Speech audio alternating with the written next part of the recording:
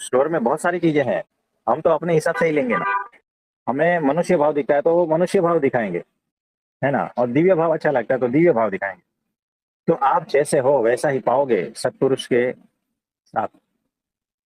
और हमने उस दिन कहा था सत्पुरुष कैसा है, ट्रांसपेरेंट है, आर पार निकल जाओगे। सत्पुरुष आईने जैसा है, अपने को ही पाओगे। सत्पुरुष परम वैक्यूम है, गुम हो जाओगे। सत्पुरुष परम मौन है, अपने को खो दोगे, है ना। तो वैसा है सत्पुरुष। और ट्यूनिंग सेट हो गई ना, तो आपके भीतर वो बैठ जाएगा, वही आपकी आत्मा बनकर बैठ जाएगा। तो मेन ट्यूनिंग है, कनेक्शन है, बस।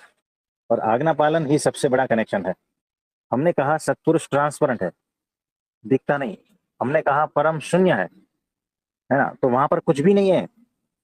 लेकिन हम जाते हैं और हमें क्या दिखता है, अरे यहाँ तो वेफर के पैकेट्स हैं, चलो ले लो। किसी को वहां पर जो है ना हथौड़ी दिखती है, चलो ये ले लो। किसी को वहां पर कपड़े दिखते हैं तो वो लेके जाता है। हकीकत में वहां कुछ भी नहीं है। तो लोग आते हैं लेके जाते हैं, ये क्या दिखाता है, लोगों को वो दिखता है और उठाते हैं और लेके जाते हैं, यानी सारा कुछ भ्रम में चल रहा है ना। तो सत्पुरुष महाशून्य है, परम मौन है, परम वैक्यूम है और ट्रांसपेरेंट है और आईने जैसा। तो इतनी बड़ी दुकान, सब कुछ मिलता है। तो ये दुकान क्या है, सिर्फ हवा है, हवा, और कुछ नहीं है। मैं ही देख रहा हूं उनके पास जाकर, तो मुझे वो दिखता है। तो हकीकत में मैं ही वो देख रहा हूँ, इसीलिए दिखता है। सत्पुरुष में तो कुछ नहीं है। उसके साथ जब ट्यूनिंग हो जाती है ना, तो दुकान गायब हो जाती है और रह जाते हैं एकमात्र सत्पुरुष, है ना। फिर आपको कोई साधना, कोई तप, कोई व्रत, ये वो सब कुछ, वो कुछ नहीं है वहां।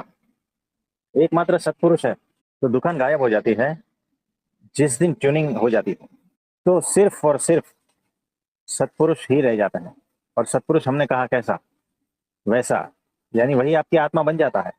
फिर आना जाना कुछ रहा ही नहीं, जन्म मरण रहा ही नहीं, सब कुछ यही है, यही अक्षरधाम।